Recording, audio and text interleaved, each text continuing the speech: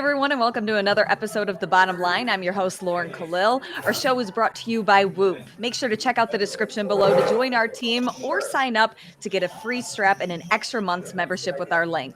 On today's show, we have Jacob Heppner and Adrian Conway here to discuss the battle between Justin Medeiros and Patrick Vellner at the CrossFit Games. Now, knowing that semifinals just wrapped up, at the Atlas game, we had Vellner, who gets 1 first, 2 seconds, 2 thirds, and a 6 to finish second overall. On the other hand, we have the Syndicate crown where Medeiros gets 1 first, 1 second, 1 third, 2 fourths, and a 7th to win the semifinal. When you kind of compare the two performances, they were both pretty consistent. But Jacob, are these performances a good predictor of what we can expect to see from these athletes at the games?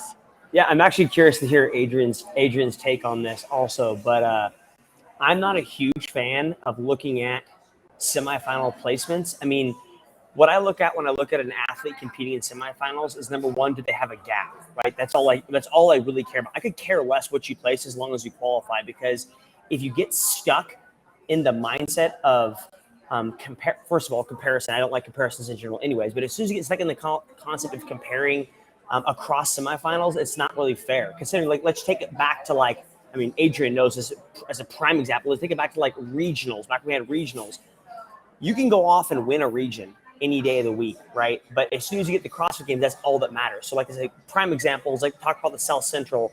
From the guys' perspective, sometimes in the past they had weaker males who would still win, but go to the CrossFit Games and not do too well. So, I don't care about how someone does at semifinals. I don't care if they get first or fifth. What I care about is, do they have gaps when they compete? Do they get last place in an event, which neither of those guys did? So I'm not a big fan of comparing across semifinals.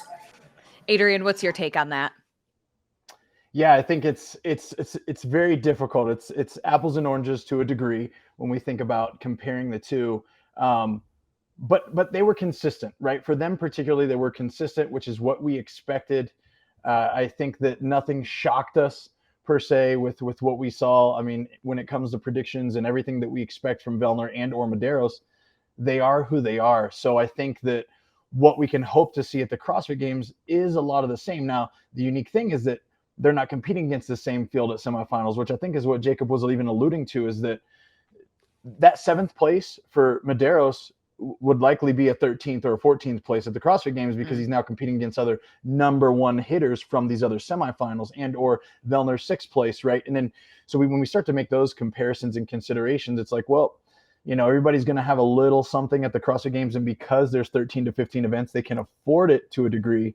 But those guys are and showed us that they are who we thought they were. So then if we look at the way that they stacked up at the CrossFit Games last year, Medeiros, he only had 2 finishes outside of the top 10, with his worst finish a 15th. On the other hand, Vellner had 5 that were outside of the top 10, and his worst finish was that swimming event with his 35th placement. So how much does this type of programming actually at the games have an indicator and an impact of what the results can be, especially with semifinals being such a different story? Go ahead, Adrian. Go ahead, bud. No, you're good, bro. Hit it. Yeah, so we have to, across all sports, whether it's CrossFit or NFL or you name it, competitive chess, whatever, you're going to always want to compare previous years and say, oh, well, Tom Brady did this last year. What can we expect from this year? But I get scared of comparing across previous years, because what you hope is that every athlete goes home and, as an example, let's take Patrick Vellner's 35th place, right? Let's not even discuss the fact Patrick's going to watch us and be like, stop, don't bring up my bad placements every first event of every year, right? 2017, 2018. But if you ask yourself, you think to yourself, you hope as an athlete of that caliber, which is, we all do this, is we go home and we say to ourselves, okay, I'm going to get down a pen and paper. I'm going to write down, what did I do bad at this year? And you hope Vellner wrote down, okay, I didn't do well at the swim. Was it because I was sick? Was it because of the swim? Or was it because of the paddle board?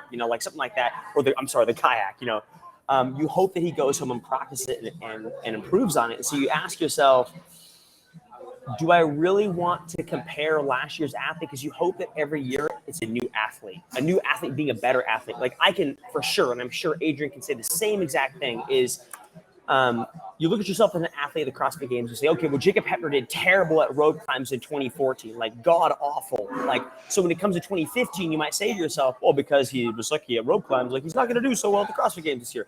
But you hope as an athlete they go home and practice and fix things. That way, when they show up in 2015 or now 2022, they are a completely new athlete. So I'm not a huge fan of comparing and looking at previous years because they're going to be better. Adrian, what's your take? I definitely agree. I think that we know that as a part of our sport, right? Like athletes should be diving headlong. It's their responsibility. It's their coach's responsibility to attack weakness. We know this from an everyday CrossFit gym member. That is a part of our responsibility. If we really want to increase our power output in whatever's programmed, if we want to look better naked, if we want to do all these things, we will always attack weakness. That is essentially what allows us to be fruitful in our training most often.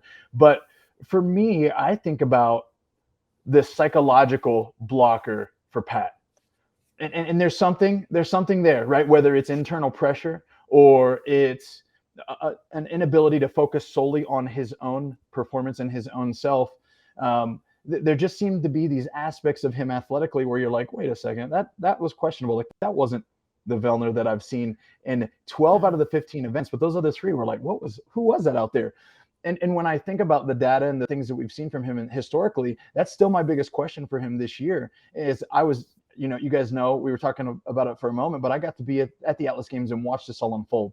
And for me, the expectation that I set for Pat in my own mind has nothing to do with DECA, has nothing to do with him, right? This was just me. I was like, hey, I want to see Pat win, but win decisively. I want to see a great Pat take the floor for 6 workouts because that's what I haven't seen yet, is that dominance from him that I think, if he really wants to beat Justin, is a necessity, like a very necessary part of his performance that we've got to show. Because I think he's fit enough. I think he's got the physical attributes, but it's mentally, can he stay focused for 3 days or 4 days or whatever the test is? And so that was my biggest question going into that weekend. And there were glimpses where I was like, okay, I see he turned it on there. Like that, he was probably angry going to that work after 2, a second and a third on day 1 to Nicholas Joyelle. Like, who was that? First of all, right? That was awesome. But I think also Pat came back in day 2 and was like, okay, I got to do some things. But then, and I don't know if you guys were attuned to this or how closely you watched it, but the final event.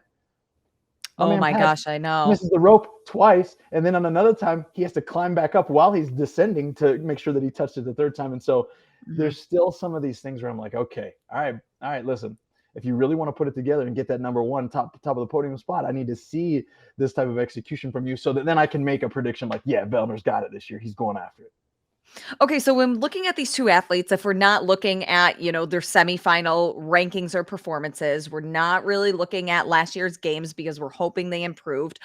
Who do you guys have winning this year? And what are what's your reasoning? What is the data you look at to make a prediction? Man, why are we not talking about Jeffrey Adler at the same time in this group? If I'm being honest, seeing him at his first rookie year at the games, because I was back in the back room with him, and I've never looked at him thinking, dude, this guy's a freak. And we're all freaks there, but I'm like, man, this guy's an animal. But anyways, I digress. I think. So do you have Adler beating both of them?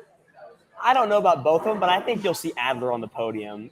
I think Adler's a good guy. I like seeing him compete. He's fun to watch, and I'm sure, Adrian, you got to, of course, watch him compete. He's just a blast to watch. I mean, even if he didn't take first place at his semifinals, I still enjoy watching him compete. There are a few guys out there that I enjoy watching. I think from my perspective, if we talk about the 2 athletes, like there's a couple different things. I think when you win, now clarification, Adrian has, of course, won the CrossFit Games. I had, as in a team, I have not ever won. But I think if you win the CrossFit Games, doors open, right? Certain doors open where certain people and or entities or individuals want to work with you because you are a winner. And I think having that in his back pocket, and hopefully Medeiros used that, where, hey, some doors have probably opened that he doesn't talk about, and that's okay, where he has an opportunity to work with other coaches or specific coaches to work on specific things.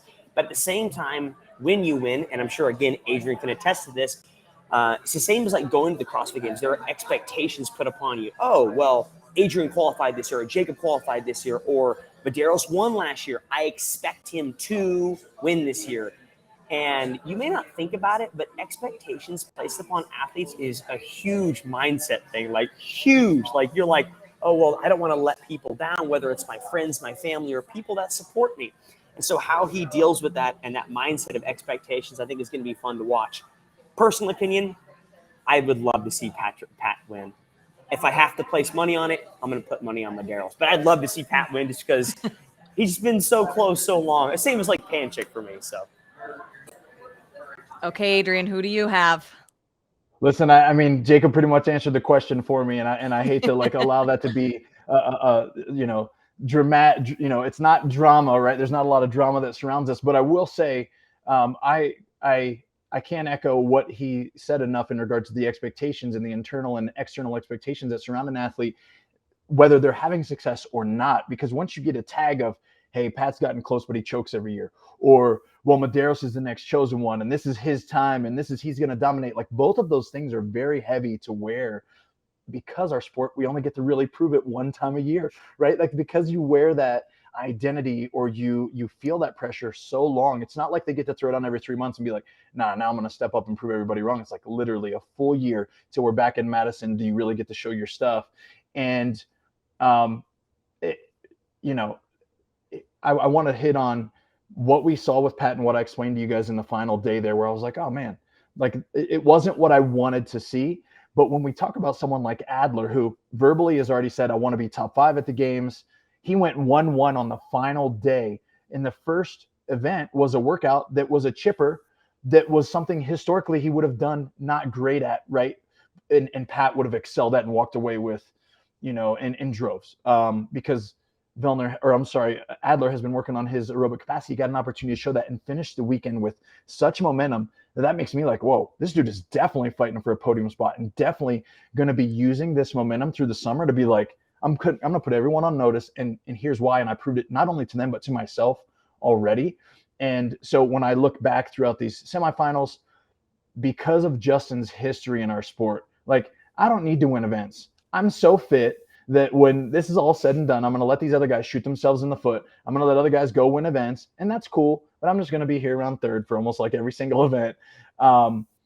He's always going to be my favorite until someone proves him otherwise, because of the way that he's proven that to us. We've never seen a champion like him before in the sport, right? Like, we're looking at heavy hitters now. I know he got a victory in one of the workouts last year, but like, we've never actually seen someone that almost attributes the CrossFit Level 1 lecture where you're like, hey, we could potentially have a fittest person in the world that never wins an event.